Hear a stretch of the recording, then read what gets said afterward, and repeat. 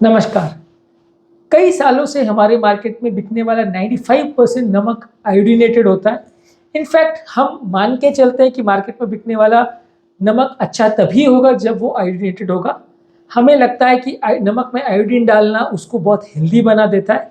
आज हम डिस्कस करेंगे क्या नमक में ये आयोडीनेशन करना या आयोडीन ऊपर से डालना हेल्दी है और क्या सबके लिए ये ज़रूरी है?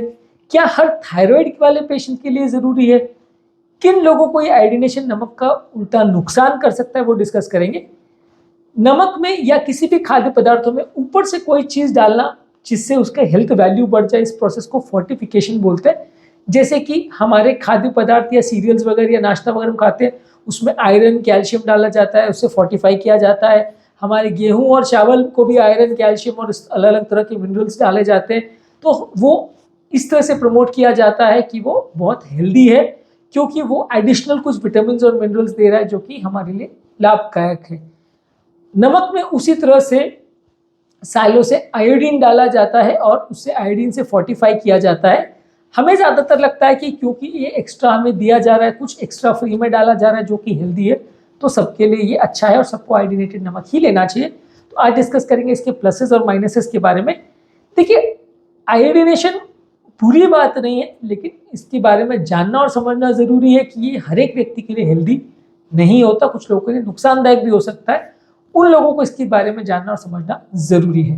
टॉपिक पर जाने से पहले जो लोग हमारे चैनल पर नए हैं उन्हें रिक्वेस्ट करूँगा कि चैनल को सब्सक्राइब करें, वीडियोस को लाइक और शेयर करें। सबसे पहले देखिए, थायराइड जिनकी बॉडी में कम है, हाइपोथायराइड है, उनको फ़ायदा कर सकता है यदि हम आयोडीनेटेड नमक लेते हैं। नमक में डाला जाने वाला आयोडीन जो है थायराइड में जाके थायराइड हार्मोन बनाने के लिए मदद करता है। उन एरियाज में जहाँ पे लोग सी फूड नहीं खाते, यानी कि समुद्र से आने वाला कोई खाद्य पदार्थ या समुद्र से आने वाला कोई और फिश वगैरह नहीं खाते हैं, या डेयरी प्रोडक्ट्स और एग जो लोग नहीं खाते हैं उसमें भी थोड़ा आयोडीन होता है, उन लोगों के लिए डेफिनेटली अगर नमक में आयोडीन डाला जाता है तो फ़ायदा कर सकता है। ऐसा होने का कारण ये है कि ज़्यादातर सी फूड में, एग्स में और डेयरी प्रोडक्ट्स में थोड़ा बहुत आयोडीन होता है। अगर जो लोग इन चीज़ों को नहीं यूज़ करते हैं उनके खाने में आयोडीन की कमी हो सकती है, जिससे थायराइड हार्मोन को काम करने में दिक्कत आ सकती है, तकलीफ आ सकती है। इसके लिए नमक में आयोडीन डालना ऐसे लोगों के लिए डेफिनेटली मददगार है। पर ऑलरेडी जो लोग इन चीज़ों को खा रहे हैं, ऑलरेडी जो लोग कोस्टल एरिया में रह रहे हैं और ऑलरेडी सी फूड खा रहे हैं, उनको ऑलरेडी आयोडीन मिल रहा है, और उनको जो आयोडीन मिलता है वो नमक से कई गुना ज़्यादा कॉन्सेंट्रेशन में मिलता है, क्योंकि नमक में आयोडीन बहुत कम परसेंट डाला जाता है, बहुत थोड़ा डाला जाता है। तो प्रैक्टिकली स्पीकिंग ये जो नमक में आयोडीन डालते हैं और खासकर जो लोग कम नमक वाला खाना खाते हैं, उनको वो एडिशनल जो नमक में आयोडीन जाता है वो बहुत क्लिनिकली सिग्निफिकेंट नहीं होता है, वो बहुत ज़्यादा फायदा नहीं करता है। और ऐसा नहीं है कि हर हाइपोथायराइड व्यक्ति को ये नमक खाने से फ़ायदा होगा, या हर व्यक्ति जो नमक ऐसा खाएगा आयोडीन वाला उसको थायराइड का कभी कमी नहीं होगी, ऐसा बिल्कुल भी नहीं है। आयोडीन जो है थायराइड हार्मोन को बनाने के लिए एक रॉ मटेरियल है जिसकी बॉडी को थोड़ी बहुत कमी होती है, और अगर हम इसको लेंगे तो बहुत बुराई नहीं है, खासकर उन लोगों के लिए जो लोग हाइपोथायराइडिज्म शिकार हैं या वो लोग जो सी फूड, एग्स, फिश ये सब नहीं खाते हैं, उनके लिए डेफिनेटली बेनिफिशियल है। लेकिन हर एक व्यक्ति को जिसको आयोडीन नहीं मिलेगा उसको हाइपोथायराइडिज्म हो जाएगा, या हर एक थायराइड के पेशेंट को आयोडीन लेना ही लेना चाहिए, ऐसा ज़रूरी नहीं है। कुछ थायराइड की बीमारियां ऐसी भी है जिसमें इसको लेने से नुकसान भी हो सकता है, खासकर उनको जिनको हाइपर थायराइडिज्म है, यानी थायराइड ज़्यादा है ऑलरेडी में, उस तरह के पेशेंट्स में ये नमक लेने से उल्टा फायदे के बदले नुकसान हो सकता है। इसके अलावा कुछ ऐसे पेशेंट्स होते हैं जिनको ऑटो इम्यून थायराइडाइटिस होता है, यानी हाशिमोतोस थायराइडाइटिस, या कुछ ऐसी बीमारी होती है जिसमें थायराइड में एंटीबॉडीज एक्ट करती हैं।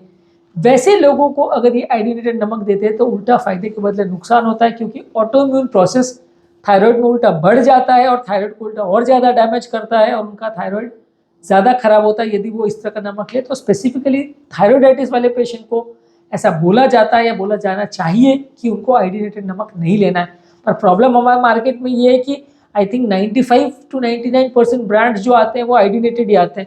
यदि आज एक व्यक्ति ढूंढना की कोशिश करेगा कि मार्केट में नॉन आयोडीनेटेड नमक कौन सा है, तो आई थिंक उसको ढूंढने में बहुत तकलीफ होगी और शायद वो बहुत ज़्यादा कॉस्ट भी पे करेगा यदि उसको नॉन आयोडीनेटेड नमक चाहिए मार्केट में। तो क्योंकि मान के ही चला जाता है कि हर नमक में आयोडीन तो जाना ही जाना, और पब्लिक भी आयोडीनेटेड होगा तो मान के ही चलती है हर नमक में। तो इसलिए नॉन आयोडीनेटेड नमक एक्चुअल में मार्केट में आजकल इंडियन मार्केट्स में तो खासकर काफ़ी कम है, लेकिन नमक में जो आयोडीन डाला जाता है वो हर व्यक्ति के लिए फ़ायदा नहीं करता।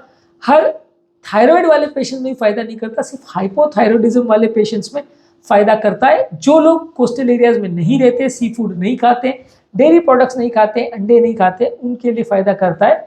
आइडियल तरीका इसके लिए ये है कि व्यक्ति का आयोडीन लेवल कितना है उसको चेक करिए।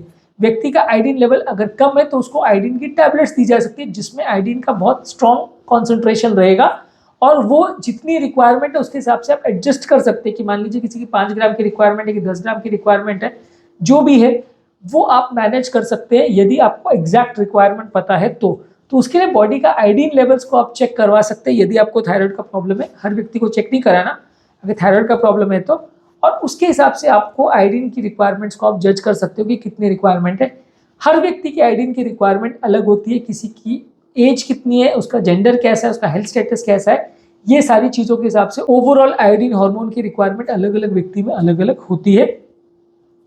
एक और इम्पॉर्टेंट इसमें इशू ये है कि जो लोग थायराइड की मेडिसिन ले रहे हैं, थायराइड हार्मोन के लिए मेडिसिन ले रहे हैं, उनकी मेडिसिन के साथ इस तरह के नमक में जो एडिशनल आयोडीन जाता है उसका इंट्रैक्शन हो सकता है, रिएक्शन हो सकता है, उसका असर कम ज़्यादा हो सकता है।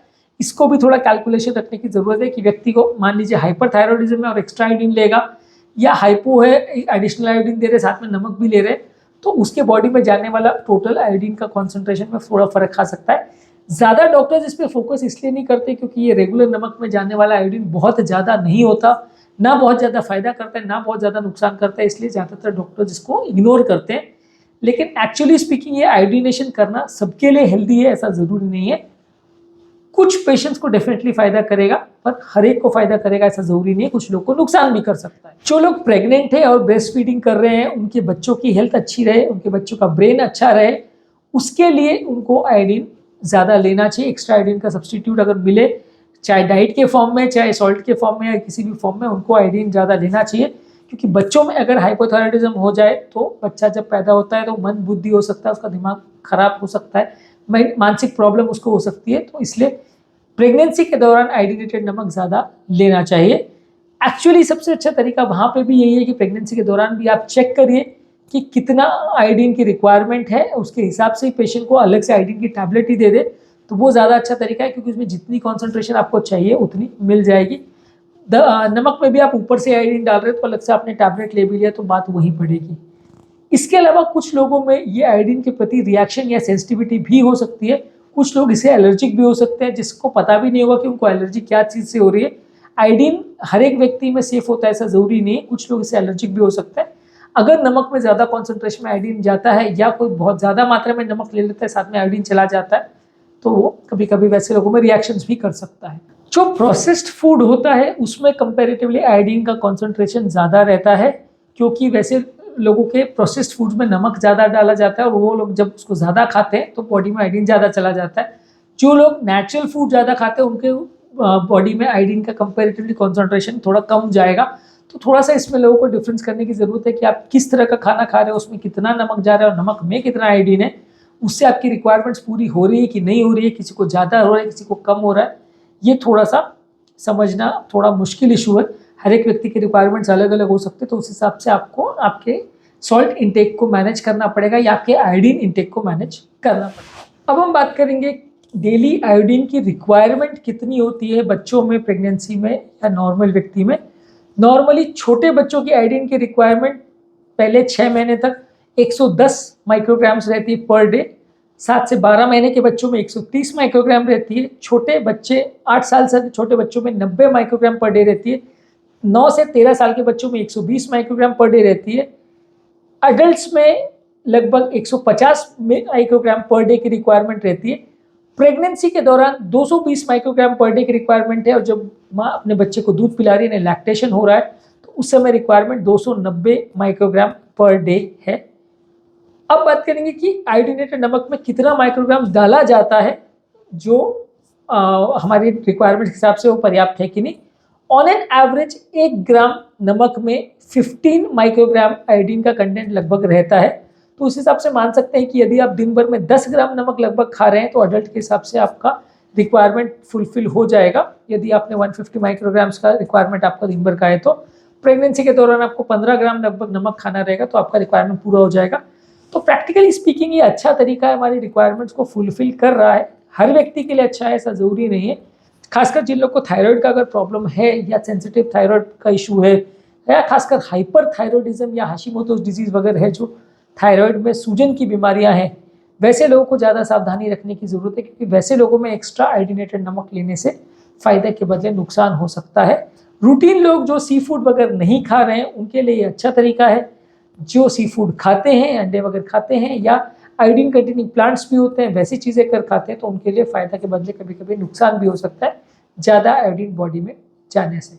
तो उम्मीद करूंगा कि आज के टॉपिक में आपको कुछ नई बातें जानने को मिली होगी। जो लोग हमारे चैनल पर नए हैं उन्हें रिक्वेस्ट करूँगा कि चैनल को सब्सक्राइब करें, वीडियोज़ को लाइक और शेयर करें, ताकि ये कंटेंट ज़्यादा लोग तक पहुँच पाए।